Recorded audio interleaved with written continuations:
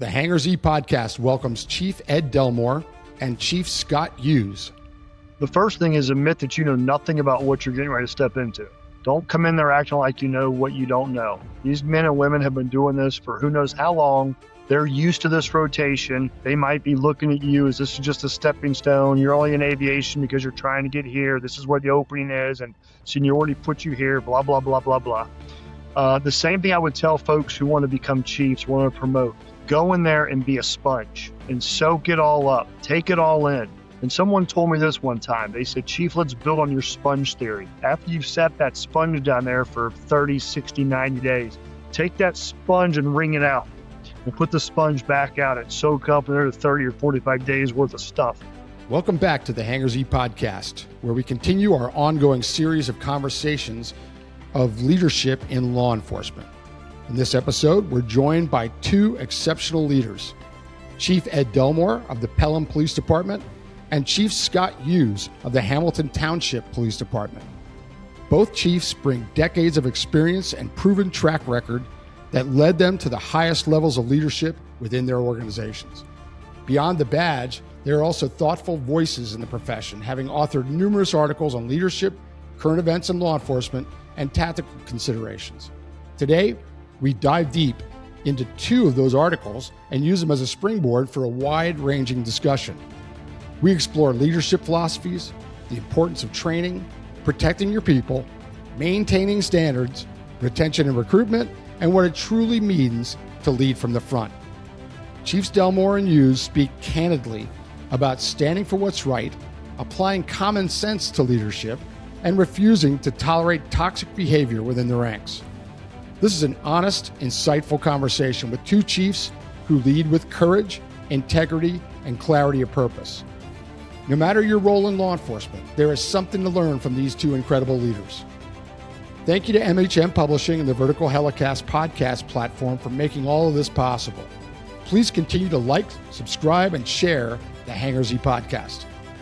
Thank you to our sponsors, BLR Aerospace, Precision Aviation Group, and Bell. Welcome to the Hangar Z Podcast, brought to you by Vertical Helicasts. The Hangar Z Podcast is the first and only podcast dedicated to promoting and exploring the personnel and equipment behind the missions in public safety aviation. Still southbound, skidding to a stop. Stand by here. Looks like you're getting ready to bail. Heads up, guys, bailing. Okay, the guy, he's running through the house, jumping the fence, threw the shotgun, threw something out. Grabbing the shotgun. Don't go over that fence. Don't go over that fence. Grab the shotgun again. He is armed. Stay there. Hold your position. I think the correlation there to aviation, there's twofold. One, you think about our complacency when it comes to weather. You know, we both flew in Southern California, and our weather's pretty vanilla. You know, You go fly, and the assumption is, it's probably F or VFR everywhere. I don't have to worry about weather. It's probably going to be fine. And then you look out there, you get airborne, like, oh, the Marine Layer's coming in. Oh, it's coming in faster than I thought. Yeah. So I think that complacency sets in there. And then the other side of that is, especially if you're flying a H-125, the accident rates are so low in those aircraft. I think the complacency side of you is like, probably good. Probably don't need to worry about making sure I'm up to par in my auto rotations every quarter and the things that go with that. But as you brought up, Scott, the absence of that doesn't mean it doesn't exist, right? You still got to be prepared. So just wanted to kind of tie those two things together. We have a saying, one of the classes that Ed and I have both taught, at anytime, anywhere, by anyone, for any reason, right? Is like that mindset you want to be in. And then we always quickly followed up with be prepared, not paranoid. Yes. Right? Like you can't be too paranoid. You can't do the job, but I need you prepared. Great stuff. So how much stuff in law enforcement, I'm sure aviation's the same way. When you look at some of these issues that occur, falls back to fundamentals. We violated the fundamentals. If you stick to the fundamentals, good chance that things are going to turn out okay. Yeah. It's when you forget the fundamentals, you start taking shortcuts or, half what in things, then we start to see issues. Yeah, no doubt. No doubt. Good conversation. Ed, you're no longer in LA, Lower Alabama, as a friend of ours would say. That's right. You're now in more middle or northern Alabama. Tell us about Pelham, Alabama, and Pelham Police Department.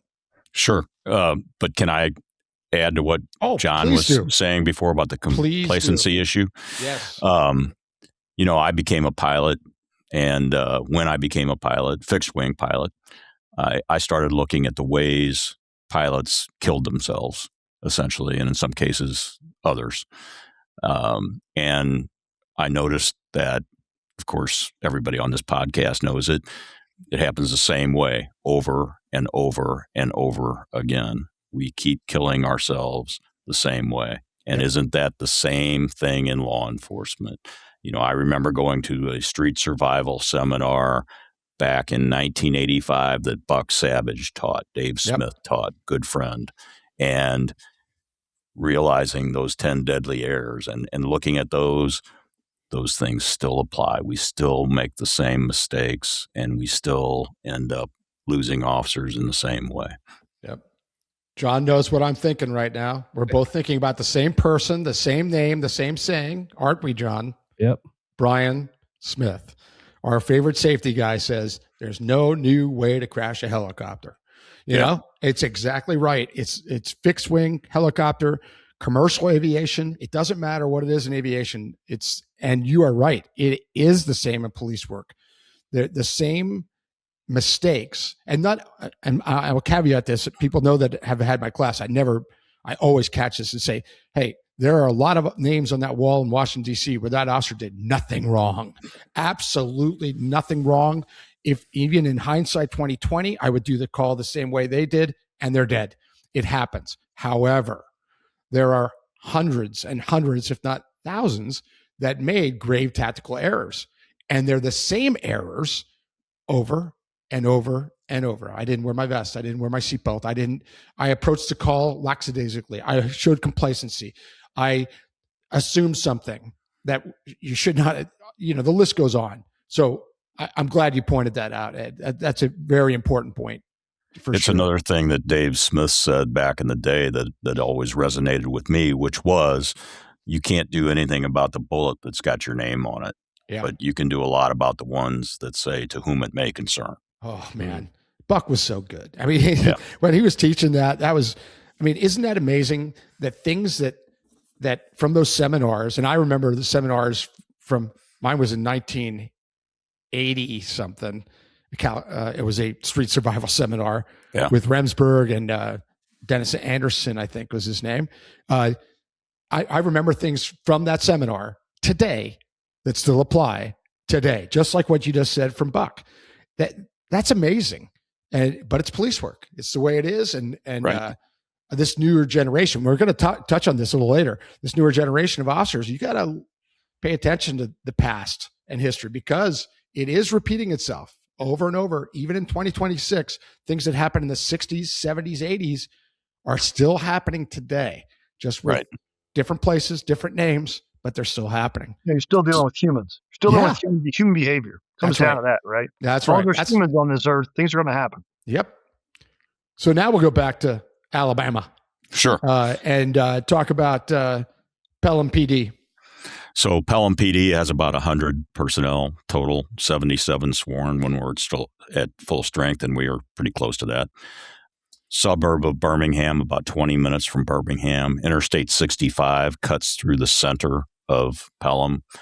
There's an 11,000 acre state park in Pelham, Oak Mountain State Park, the largest state park in the state, and thus the name. It is on a mountain. Beautiful town, great tax base, extremely supportive of law enforcement, as is Alabama in general. The hatred of law enforcement that exists in other parts of the country from time to time, even now, doesn't really exist here in most places, and we have a great deal of support.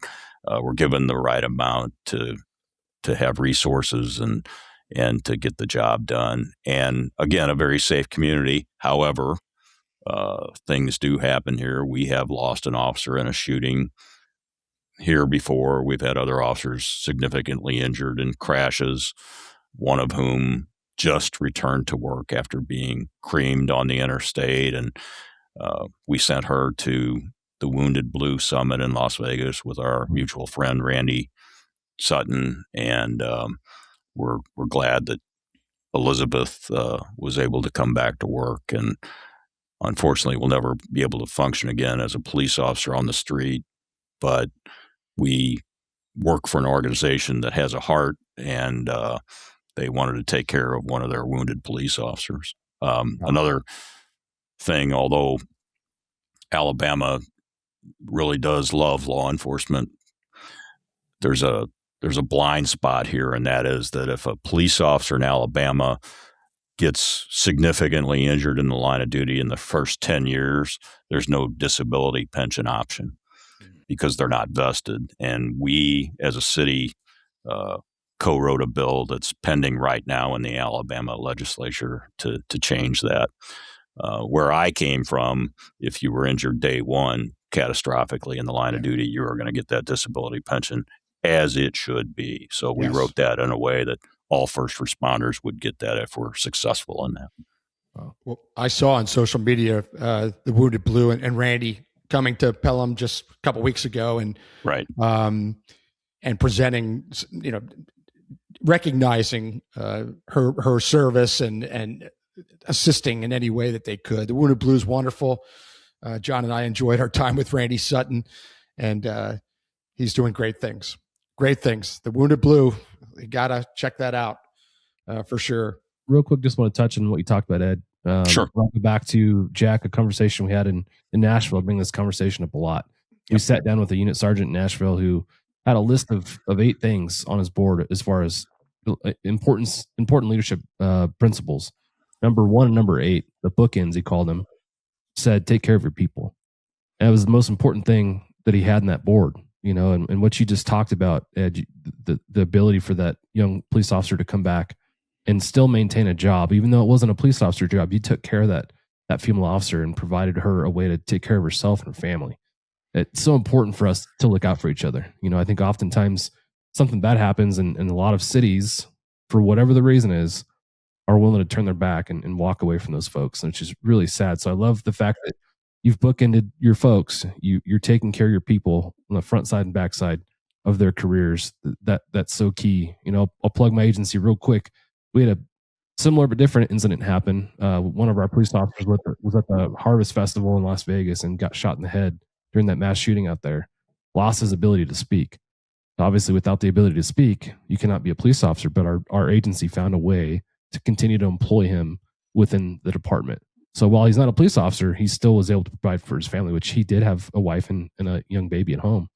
So love the leadership side of what you're talking about, Ed. You're actually taking these philosophies and making it a practical, tactical thing. Like, you're taking care of your people. So love that. Thank you. Something tells me Alabama is going to do the right thing too. And I hope that gets passed quickly, because that's the right thing. It's that simple. I hope so. We were stunned at the things that Randy told us that aren't, how many officers are out there that have catastrophic injuries. I mean, they lose a leg and their departments push them aside. It's stunning how many. And he told us some amazing stories, and the Wounded Blue is one of those organizations that fills that gap. That's why I write a check. I mean, it's wonderful what they do. Well, I wrote one too. And, he was told, Randy was told in his situation, well, it's just business. And it shouldn't be just business for those that are willing to go out there and do this very, very difficult, some would say the most difficult job on the planet. And, Randy does this summit out there, not to go on and on about that, but when I was at the FBI Academy, one of the best days I had there, and one of the worst days, was during Police Memorial Week. They brought in several tour buses full of the kids they were survivors of police officers who were killed in the line of duty. And if you volunteered that day, you were placed with a group of kids. And I sat at a table where these kids who had never met each other before, preteens, the one would say, my dad got shot, my mom was stabbed, my dad drowned, my dad got killed in a car accident, and it was terrible. It was terrible to be at that table listening to that. But then the light came on and you realize, okay, these kids now are realizing they're not the only ones, because for the most part, they'd never met each other before. They realize I'm not the only kid who's gone through losing a parent in law enforcement. And they, we did other things that day too. We played soccer and all that stuff. But those kids developed lifelong friendships. And that summit that Randy does in Las Vegas every year with the Wounded Blue, it's that for adults. He brings in the wounded police officers and their spouses, and it happened for my officer. She got out there and she realized I'm not the only one who's been through something catastrophic, and had conversations with other officers who had been through very, very similar experiences. Yeah. And that's huge. Yeah, it is. That's really huge. Doing good work. We're going to go down a list because we've got limited time today. We're going to go down a list of some leadership topics. And I'm not saying it's rapid fire because we can spend as much time. If we go down a rabbit hole in one of these, that's fine. But I want to go back and forth and get just your kind of overview, your leadership perspective from two outstanding leaders on 5 or 6 topics. And let's start with you, Scott. Retention and recruitment. What's your philosophy on that, and what's Hamilton Township PD doing? Well, that is a good question. So I'm going to say back in 2016 through about 2020, 2021, we were leading the charge. We were innovative. We were thinking outside the box. We were letting our people work out on duty. We were letting them take naps at night. We were giving them unlimited training opportunities. We developed a mental health resource where they had mandatory check-ins. We participated on the countywide task force that I had offered up earlier. And what I've noticed over the last several years is everybody's starting to do the same thing now. So it's made retention a tad bit more challenging in this regard, and that is we are not the highest paid, we're not the lowest paid, we're middle of the road. So we've had a little bit of challenge there. But I'm happy to say, generally speaking, we do a phenomenal job recruiting, and a lot of it's word of mouth. We try to promote the right people. We try to lead by example. We try to let them do their jobs. We don't micromanage them, which is a very overused word, but we don't do that. We treat them like adults. We know they're going to make mistakes. We don't hang paper, discipline people. I haven't had a grievance filed in 9 years, and I think that speaks volumes about the culture and kind of where we are. And I think officers decide where they're going to go, what they're going to do, and a lot of the times by word of mouth. So nice. We are doing okay. That goes back to your leadership, because you were thinking of those things when they were really outside the box thoughts, and now they're becoming more the norm. That's a compliment to you. Actually, thank you. We got good people here who do great work. So it's also challenging because you're trying to think, okay, what next? Right. Oh yeah. Ed, where are you at with retention and recruitment? I know it's new. You're still the new guy there, but you can talk about the past too. Other places you've been. Bell is proud to sponsor Vertical Helicasts and their vision to hold meaningful mission, safety, and best practice conversations in the helicopter industry. The lessons learned from these conversations will undoubtedly shape the future of both new and veteran helicopter operators. Well, I think what's so very important, and that a lot of agencies are losing sight of in recent years, given all the challenges, is lowering the bar, and we just can't do that. We still need to get those high quality police recruits that really want to do the job, that are coming for the right reasons. When I was actively flying, I was part of an organization that would do an IFS program for incoming Navy and Marine Corps pilots. They would use civilian aircraft and civilian instructors as a screening program, really, where they'd take them from 0 hours of flight time up to solo in about 10 days. And if they got through that, then they went back to the Navy and back to Pensacola and got additional flight training in their Navy aircraft, right? And when I saw these young men and women who were Marine Corps, second lieutenants, Navy ensigns, and very, very sharp young men and women, you just kind of had to swell with American pride that, hey, they're still out there. There's still really good young men and women out there. And the same is true in law enforcement. And we have to go out and recruit at that level. We have to get the very best. And I don't think we can do that by necessarily looking in just our own backyard. We also have to have the courage to say, hey, just because you're some councilman's nephew, we're not going to put you on the police department. We have to have the courage to say no. We also have the courage, once they're in the organization, to listen to our field training officers, because I can't tell you how many times I've seen an organization create a scandal where they hired somebody that probably shouldn't have been hired to begin with. The FTOs are all saying, hey, this is not the kind of person we need in law enforcement, or this is a decent person, but they're not. They're going to get themselves hurt, or they're going to get somebody else hurt. And many, many agencies these days just allow them to pass through without doing that. I've been very proactive about, we as an agency, in all my former agencies where I was a chief, we were very proactive about recruiting, but at the same time, not lowering the bar. There's a Beckwith quote, who was a Delta Force commander, and I'm paraphrasing it, so I may not get it exactly right, but it was basically, I'd rather go down the river with 7 studs than with 100 shitheads. And that's my philosophy in law enforcement. Yeah. I'd rather have empty squad cars than have the wrong people out there representing us. I'm curious from your guys' perspective. We touched on it a little bit earlier. The concept that law enforcement and public safety in general no longer is a place where a lot of people go and spend 30 years. Now we're in an era where someone might be there for 5 years, someone might be there for 10 years, but the 30-year career officer or public safety person isn't as common as it once was. From your guys' perspective, I think I have I can guess what you guys are going to say, but how do we get there? What's drawn the conditions and made the climate the way it is today? And Scott, let's start with you there. What's caused the issue today, I'm going to say, is external noise that has taken over every aspect of our life. And what I mean by that is social media, right?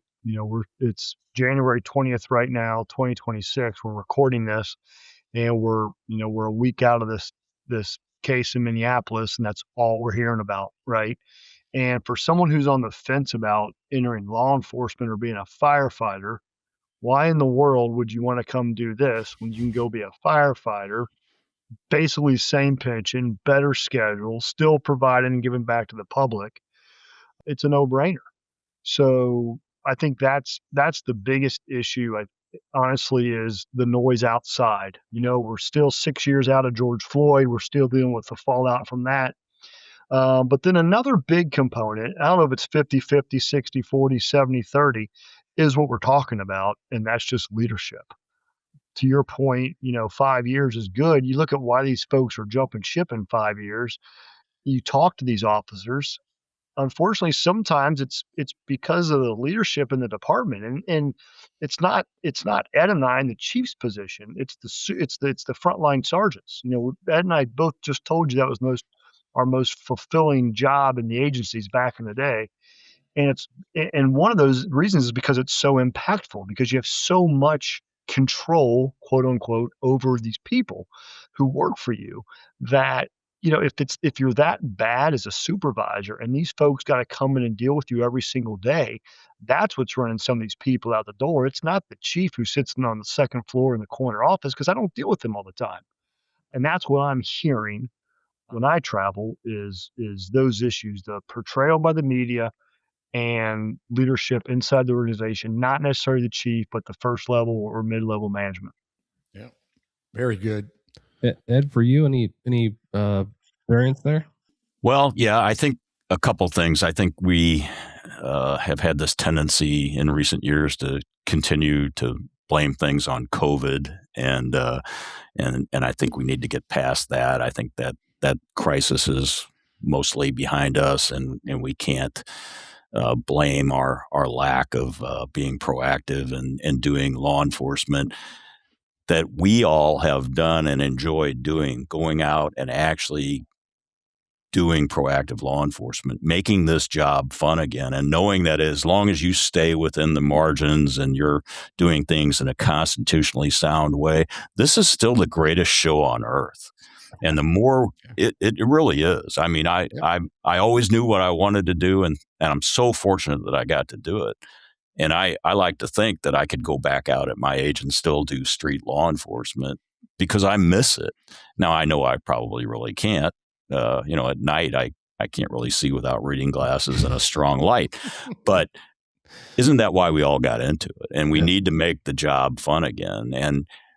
And part of that, again, is hiring the right people and retaining the right people. There are some people who are in this job for the wrong reasons. And it's been my experience that when you finally say you're going to separate someone from the organization, many, many, many of your good people will come up to you and say, thank you. Or they will say, what took you so long? Because, again, good cops want to work with good cops. We just have to create that culture where this is a fun job again, because it really is. And we all know that. And it's also easy to be lazy, right? Sorry. Oh, incredible. There's never been a better time to be a proactive police officer if you choose the right agency to work for. You can write your own ticket now because there are so many openings. The other side of that, though, is there's never been a better time to be a lazy, retired on duty cop, because in a lot of places, not much is expected of you. Yes, that's right.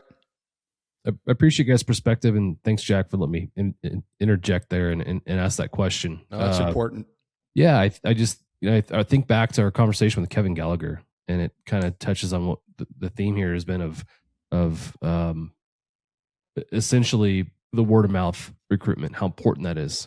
If I'm not willing to tell my son or my friend, hey, you should go work at this place, there's probably something wrong. Yep. I think a lot of agencies, a lot of the employees are not willing right now to say, hey, you should go do this job because my agency has problems with frontline supervisory positions and the like. So I do 100% agree with you there. So I love those points. Thank you. Yeah. When I'm in front of a room full of cops, I ask this question: would you recommend this job to your son or daughter? And I get and I always kind of pause. To your point, John, I'm like, why not? And then you start hearing the reasons. You start hearing. And I know you're going to talk about this article I wrote, Jack, but that's part of the problem. Yeah. And I say in the article, you can be a victim once. After that, you're volunteering. And we've got some of that in the organizations. And to Ed's point, they're still riding this COVID thing where they don't want us doing anything. That ship has sailed. Yep. You're getting paid to go out and make traffic stops, find bad people, put bad people in jail, period. And I can go off on a tangent, and, some organizations, the less you do, the higher you get promoted. The less you do, the more likely it is you stay out of trouble. The ones getting in trouble are the ones out stopping cars and using force. But daggone it, that's what we pay you to do. And to Ed's point, if you stay within the guardrails, you do what you're allowed to do legally, ethically, morally, do what's good, not bad, right, not wrong. I don't care. I shouldn't say I don't care. I struggle, although I've seen some cases where they're going to throw you under the bus if it's that clean, right? Now I know there are the occasions out there where officers have been brought up on charges administratively or criminally. Oftentimes they don't stick. I don't want anybody to have to go through that. So hear me out. And to Ed's point, you find an organization like his, find a state like his, find a place like mine, and a county like this, where we got your back, we take care of you, and you don't have to worry about it. And I think that goes to the whole recruiting thing. How do you recruit people? Well, what's your county like? Do they support law enforcement? Are the judges locking people up? All that kind of stuff all kind of ties into that same equation. So I digress. Hey, and don't get me wrong. Don't get me wrong either. There was a time when I was a young hair on fire, when I had hair on fire copper, that I thought everybody in the organization ought to be just like me. And then as I got older, more mature, I realized if that had been the case, we would all kill each other. So, I came from an organization originally that did both proactive police work and was very oriented in community policing. And I'm a product of that because of that Explorer program.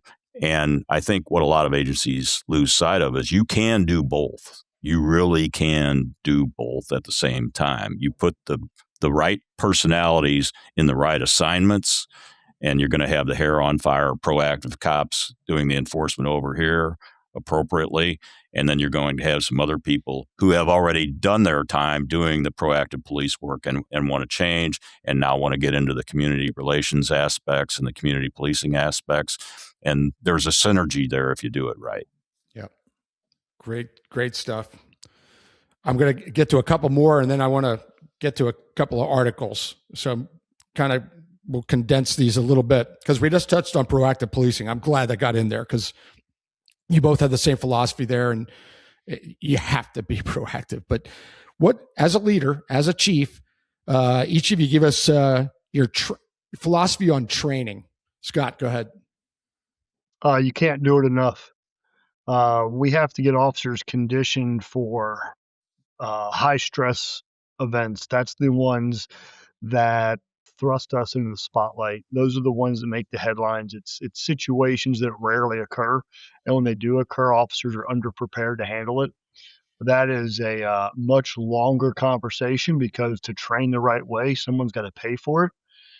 Someone's got to pay to backfill the overtime because you're pulling people off the street. But we have to train our officers, and we don't train them by putting them in front of webinars and check the box trainings. It's got to be training that's actually going to make a difference. Since we're on an aviation podcast, I'll use this example that I wish was mine, but I stole it from somebody. I can give every police officer a manual on how to fly a 747. At the end of reading that manual, is anybody going to get in a plane with them and take a ride? And the answer, of course, is absolutely not, right? Yep. Law enforcement's no different. Just because you can read a manual and you can read a policy book doesn't mean you can apply those skills when it matters. So we take training very serious here. We do ground fighting. We shoot multiple times a year. We shoot in cars, out of cars, around cars. We have all the cool tools from the bowler wrap to the latest taser, everything in between. And I think as a leader, while I can't give them everything, it's my job to make sure they have the tools and the equipment to do their job to the best of their ability so they go home at the end of their shift. Yeah. But if I'm going to give them all these tools, then there has to be training with it. And I do a lot of work as an expert witness defending cops around this country. And training failures are rampant in this profession. And it comes down, unfortunately, a lot of times to money, and agencies have their head in the sand and they just think it's not going to happen to me. Right. And then there we are in a courtroom or a deposition, and you're trying to explain, why haven't you done anything with how to handcuff somebody since the police academy? This guy's been a cop for 12 years. You've never revisited how to handcuff someone. And it's those little things that just, it's fundamentals. We talked about fundamentals earlier. Right. So absolutely. Yep. Ed, training philosophy. I mean, I know what it is, but boy, share it. Thank you to our sponsor, BLR Aerospace. BLR Aerospace's revolutionary fast fin system improves performance and enhances safety across various helicopter platforms. This cutting-edge aftermarket solution improves tail rotor effectiveness, stability, and payload capacity while reducing fuel consumption and pilot fatigue. Trusted globally, FastFin delivers unmatched control, efficiency, and reliabilities for diverse helicopter operations. Learn more at blraerospace.com. Well, if I could wave my magic wand and change things, I'll tell you, we would have much more of a military model or maybe a professional athlete model. And I think Scott has written about this, that, you know, we are expected to go out there and perform at such a high level every day without ever making a mistake, when a professional athlete trains and trains and trains and trains for just a very few seconds of actual performance time.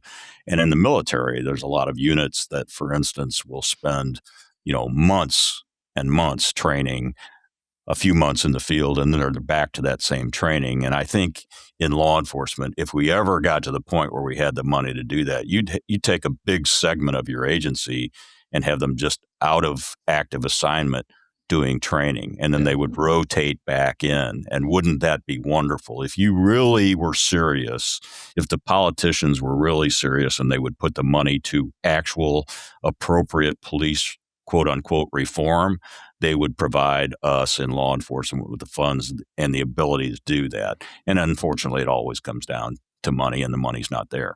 Having said that, when I came here, I was told that we were spending 30% of our training budget, and that's just horrible. Wow. So, of course, one of the first things we did was brought you in, and and then we brought in some guys from San Diego to teach contact and cover. Yeah. We brought in some other guys to teach the newest method of high risk vehicle stops, and I can go on and on and on. The Wounded Blue, and their ability to be the EAP that isn't local and therefore is very confidential for the mental health of our troops, someone that they could reach out to, and nobody knows the personalities involved, but they're going to get that immediate help.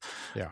So you're only as good as an agency as the training that you provide. And it's amazing outside of the police academy how many agencies are just doing the very basics, like Scott indicated, checking the boxes of the mandated training and not going beyond that. And, I'll speak to something about your training, Jack, the perimeter and apprehending fleeing suspects. And since you've been here, we've had our troops out setting up perimeters in simulated situations and in real situations, because as you said, the first time you set up a perimeter, you don't want it to be the time when you're looking for a guy who shot a cop, right? Yeah, right. You want to be able to, and so in addition to the classroom training and the hands-on training, you need to use these small incidents as a training opportunity as well. Yes. We may be just chasing a shoplifter from Target, but what's wrong with using that as a training opportunity to set up a perimeter and treat it as if it's a much bigger incident? That's a real life opportunity to do that. That's and by the way, when I say just shoplifter, Ted Bundy was just a shoplifter sometimes too. That's right. Right. And everybody's seen the video recently of the shoplifter that went into his backpack and pulled out a gun. And yeah, I mean, I scream about that in my class. You start getting these categories in your head. Oh, it's just this, it's just that. They'll get you killed. That's right. You touched on one of these topics a little bit, Ed, the mental wellness part. You brought in Wounded Blue. I mean, that's a big plus. So I'll go back to Scott. Any mental wellness ideas from your leadership position that you can share with us quickly? Yeah. I told you earlier, a couple of years ago, I had 2 officers shoot and kill someone on domestic. 2 months later, we had an 8-year-old girl tragically drowned in a pond. And we had other just routine stuff that happened in between that. And it really rocked our department. So long story short, hooked up with a first responder / military wellness organization. And as a result of that, we have a very, what I'm going to call robust program where we have, is it 2 or 4? I think it's 2 mandatory check-ins every year, up to 4. That includes your family. So your wife can go, your husband can go, whomever it might be. In addition, the providers come in and they provide yearly annual training on just overall wellness. I'll tell you, the shooting and that stuff happened in 21, so 5 years ago. We brought her in 5 years ago. She, the wellness provider, has been an absolutely game changer, huge advocate for her and what she does. She has gotten some of my folks through some very tough situations, a lot of personal things going on. I always remind chiefs and leaders that you're dealing with humans who have families and real problems like everybody else. Don't just see them as someone in uniform for 8, 10, or 12 hours a day. And it's been a phenomenal resource. Yeah, having that wellness program in place. Very, very proud of it. You should be. Not everybody's doing that, and it's so important. It's so important. As a matter of fact, we're doing another podcast with Dr. Tanya Glenn next week.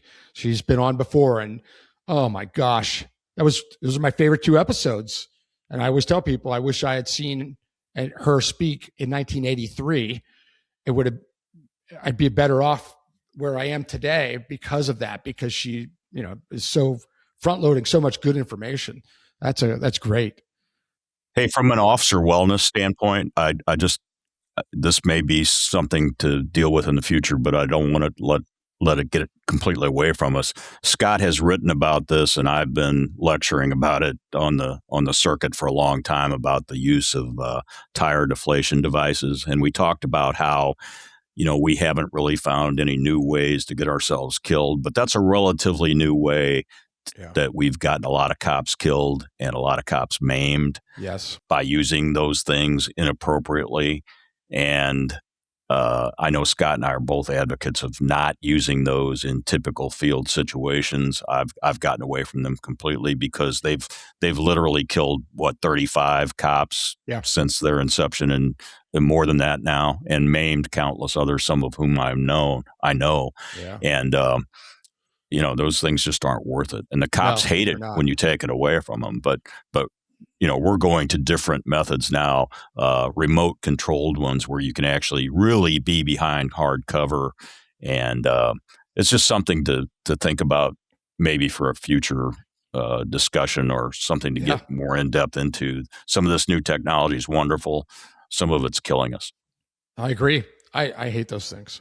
I hate them because what is the number, Scott? You were pointing up. Do you know the number now? Yeah, it's closing in on 50. I got a spreadsheet that I've been tracking 50. every one since 2001. I think we're 50. at 47 or 48 right now. That's ridiculous. It's just not worth it. All of them brag that they've stopped X number of pursuits, thousands of pursuits, but what they don't say is how many of those X number of pursuits they've stopped were done when the policy of being behind hard cover was actually being used. Yes. And I can tell you it's very, very, very few. And the only reason those cops weren't killed or maimed was because the bad guy decided not to do it. That lane changing turn of the wheel and taking them out. Wow.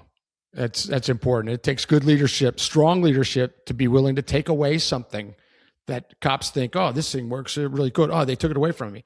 If it's the right thing to do to take it away, like we're talking about, that takes strong leadership, and good for both of you for being on board with that. But we took it away, but we're adding grapplers now to the front of the new vehicles coming through. I've got 2 guys going to pit school and pit instructor school in San Bernardino.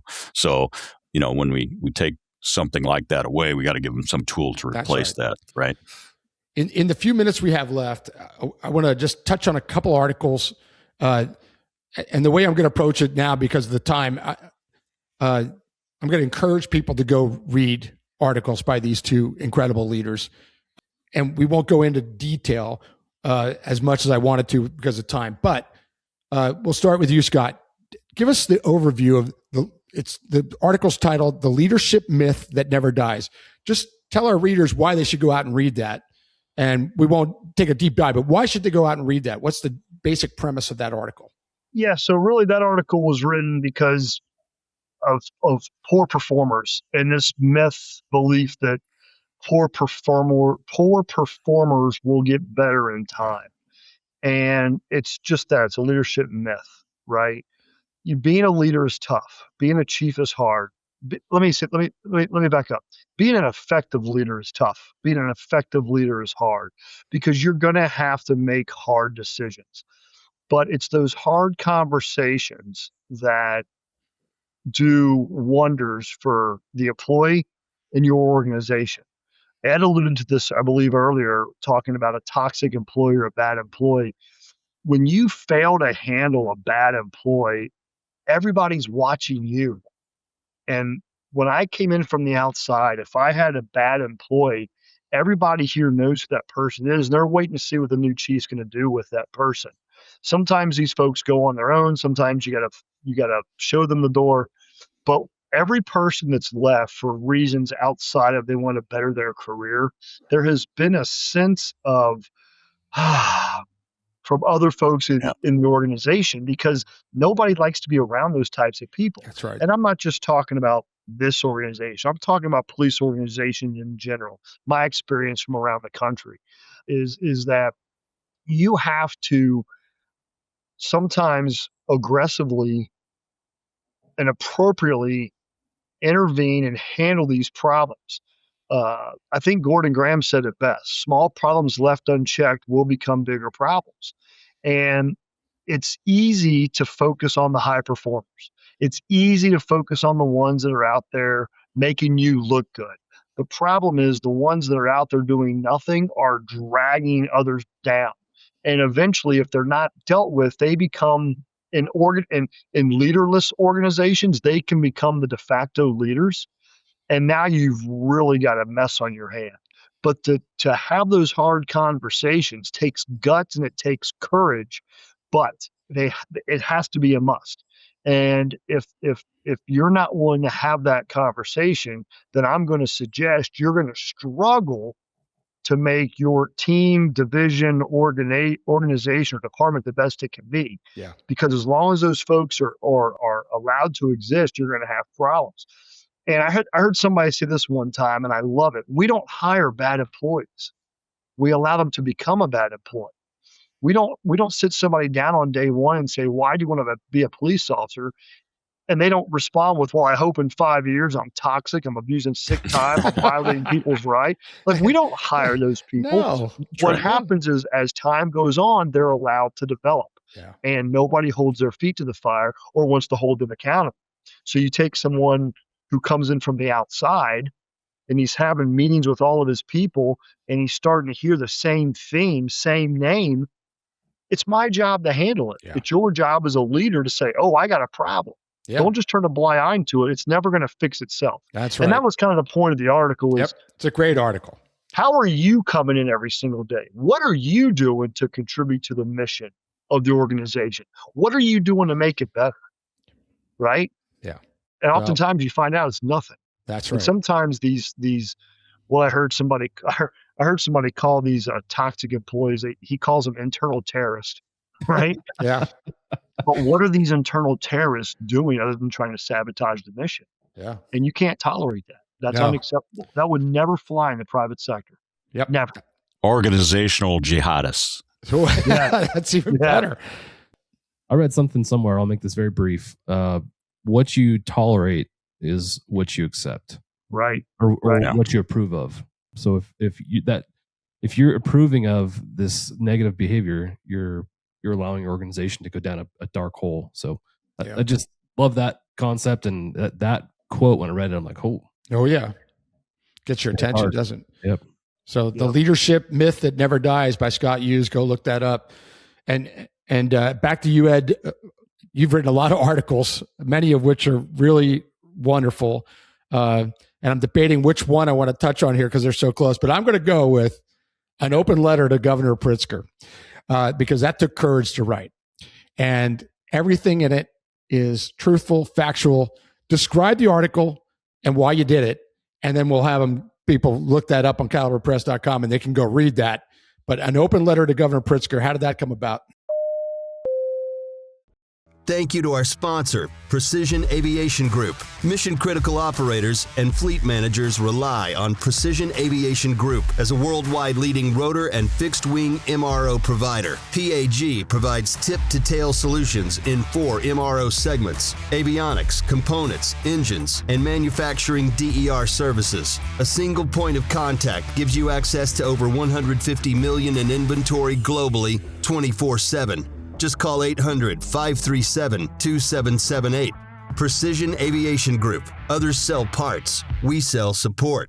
Well, Governor Pritzker is the current governor of Illinois. And actually, I've never said this publicly before, but the way that came about is the Illinois Association of Chiefs, under a different director, called me and said, hey, you've written some articles about things before, and because you spent 30 years up here in Illinois law enforcement, you have the chops to do it.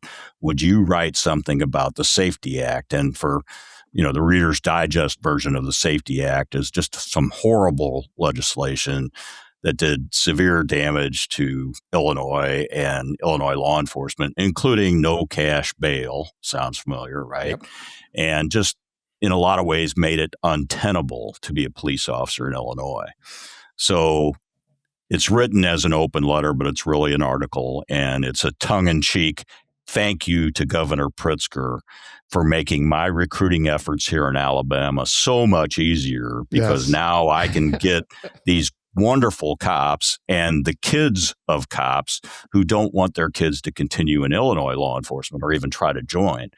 And last count on my previous agency, we had, on an agency of only about 66 officers, we had 10 from Illinois. So it was amazing. very effective. It was. You know, on Second City Cop, there were Chicago cops saying they should buy me a beer, which I still haven't collected on, and things like that. So it went viral, and it did. I loved it. I don't expect any favors from the governor of Illinois, No, nor do I want any. Yeah, that Safety Act is a complete joke. It makes no one safe. Citizens are not as safe. Cops are not as safe. That was one of the worst pieces of legislation for citizens I've ever seen. Yes. Certainly cops, but both of you have the courage to talk about these things that can be controversial. To me, it's common sense. It's not controversial at all. But to the average person, they looked at, oh, that's kind of controversial. Well, sometimes we got to talk about that tough stuff. I think Ed and I I think we're both in unique positions. Police chiefs, unlike sheriffs, right, are appointed. We report to a city council or to a board or whatever the case might be, where of course sheriffs are elected by the people, and you want to get rid of the sheriff, you don't vote for him or her at the next election. Where Ed and I are in a little different position. Both of us, though, as he clearly stated earlier, and I've alluded to, we work in areas that support law enforcement. And, politically, I know that my elected officials and my direct report, or my direct boss, support what we're doing. And they don't like what they see happening 20 miles away from here in Cincinnati, an hour north in Columbus, and 45 minutes to Dayton. So because of that, I'm allowed to be a voice, because I think and I've heard from chiefs all around the country, thank you for saying what we really want to say. And that makes me feel good that I'm able to be a voice for folks. Sometimes it's a little controversial. To your point, Jack, I think it's just common sense. But I get pleasure in knowing that I am a voice for those that don't have one. And so makes me feel good. Yeah, it should make you feel good. It should, because we all need those voices, and both of you do it very well. This are just two articles of I don't know how many, a couple dozen that you could go read from both these chiefs that hit points that need to be discussed, and some people avoid it. These two men do not avoid it, and they're making it better. They're making it better. They go out and share their experiences in teaching around the country. They share their experience as leaders, a wide variety of topics, and I just admire that. And that's why they're here, because we need more chiefs like Scott Hughes and Ed Delmore. Before we wrap up, I'm gonna read something I have here, and I could have gotten this from Hamilton Township too. I know it, Scott, but I just happen to know somebody that I asked to give me a quote about Ed Delmore here, and both of you fall into this category. It's very clear. This is a quote: "Excellence is Ed's baseline. It's not optional, and proactive effort is non-negotiable.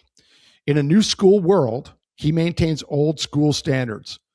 My interpretation of his leadership style was and remains that the expectation was to be professionally prepared and remember you represent the organization at all times."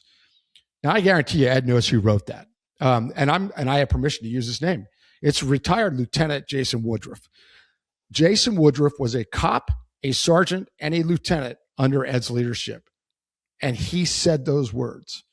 That I wasn't surprised, but it was eloquent and it was wonderful. And I said, I'm sharing that. Can I use your name, Jason? He said, yes. Both of you fall into that category. It's clear from our conversation for the past couple hours. So that makes me and John feel very lucky that we have you here. And I can tell you already, we're going to have you back.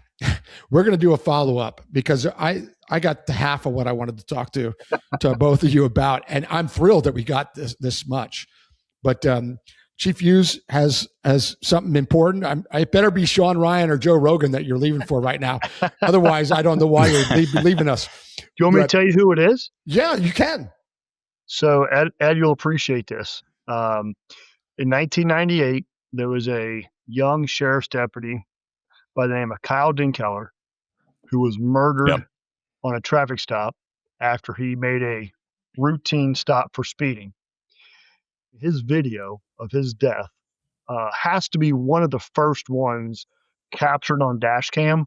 Certainly one of the most horrific ones ever captured on a dash camera. It was 28 years ago last week when it happened. And I'm going to have his father on my podcast tonight. Wow. Tonight we're doing the recording. That's a good reason. Scott, we've all used that video of that horrific incident, and I will tell you another story, and so please pass this on. I was sitting in a restaurant with another caliber press instructor in Gulf Shores, and a gentleman walked up to the table and said, "Hey, you guys have Caliber Press on your shirts. Do you work for them?" And we said, "Yeah, on the side, when we're not, but we're policemen, but we still do this on the side." And he said, "Well, you probably know of my son, Kyle Dinkeller." And so I got to meet his dad. And I don't know if Jack, if you and John have seen that video of Kyle's murder, but it's significant, and it's an incredible learning tool. He did so much more for law enforcement that he will never know by his sacrifice, because so many have learned from that horrific incident, as we have from other horrific incidents that have occurred in our history. Yes. Like the Newhall incident, which you wrote an article about, and I want to get to at some point and take a deep dive of why we have to remember things that even happened in 1970, how they're important yet today. But I know we have to wrap so that Scott can get to that important. Boy, that's above Rogan or Sean Ryan. That's even more important to do that. Well done, Scott. Thank you. I love that you're going to do that. John, closing thoughts. Yeah, I'm just so thankful you guys joined us. I think through our conversation today, and it's very evident you guys have taken care of the folks that you've led, and that's the most important trait in my mind of a leader. And it's evident in that quote that Jack read that applies to both of you. So thank you guys for taking care of your folks. Thank you for coming on here and inspiring the people that listen to our podcast to take care of their folks. And then beyond that, what you're doing for your own agency. Thank you for leading the charge nationally and internationally, advocating for the folks that are doing this noble job. I love law enforcement. I love what it stands for. And man, it's such a refreshing conversation to sit with you guys and hear the words that you guys spoke. So thank you for imparting that knowledge and wisdom on us today. Thank you, John. Well said, John. My pleasure. And I'll just finish with this, a couple of books that we got to mention that I thought about a lot while we've been talking these past 2 hours. The Mission, The Men and Me by Peter Blaber, Delta Commander, incredible book. I Love It Here by Clint Pulver. I thought about it, Clint, a lot during our talk. Didn't you, John? Yep. We've had Clint on the podcast, and although he's on the business side of things, leadership is leadership. And no matter what it is that you're leading, and it's a great book, something you should both, if you haven't checked that out, check out Clint. He's an amazing man. And with that, I just want to say thank you, Scott. Thank you, Ed, very, very much for giving us some of your time today. Really valuable, really, really valuable. I learned new things for sure about you both and about leadership, and you'll be back. I promise you, we're going to invite you both back to talk some more. Only if Ed shaves that mustache. Well, Mrs. Delmore's with now you. You've guaranteed that I won't. Oh. So, well, Scott, we'll have to schedule something. We'll make out. Nah. Great having you both on. Thanks so much for your leadership, skills, knowledge, experience, and sharing it with our audience. And with that, thank you, everybody, for listening. Thanks to our sponsors. We really appreciate all of you. And we get to meet great people like Ed Delmore and Scott Hughes. Look them up. They're great trainers, great leaders. They have a lot to offer. And go look up those articles. good articles, really good. So with that, to all of you, stay safe, and we'll catch you the next time on the Hangar Z Podcast. Thanks for joining us for this episode of the Hangar Z Podcast. Don't forget to like and subscribe to hear more stories that promote the personnel and equipment behind the missions in public safety aviation. Lastly, stand by for a message after a word from our sponsors. Cheers. Thank you to our sponsor, BLR Aerospace. BLR Aerospace's revolutionary fast fin system improves performance and enhances safety across various helicopter platforms. This cutting-edge aftermarket solution improves tail rotor effectiveness, stability, and payload capacity while reducing fuel consumption and pilot fatigue. Trusted globally, FastFin delivers unmatched control, efficiency, and reliabilities for diverse helicopter operations. Learn more at blraerospace.com.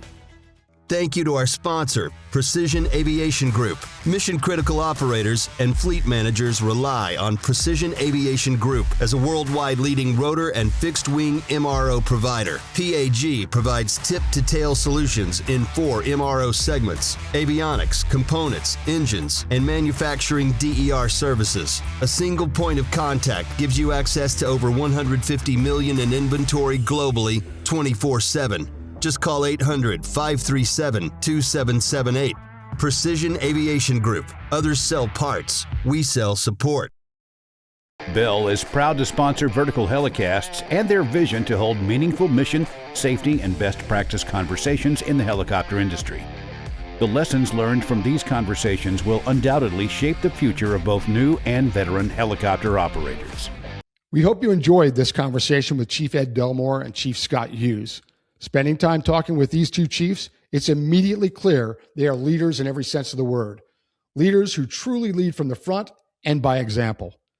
Be sure and look for the dozens of articles both chiefs have authored across multiple platforms. It will be time well spent. Leadership in law enforcement is an international topic, and quality leadership has become increasingly rare over the years.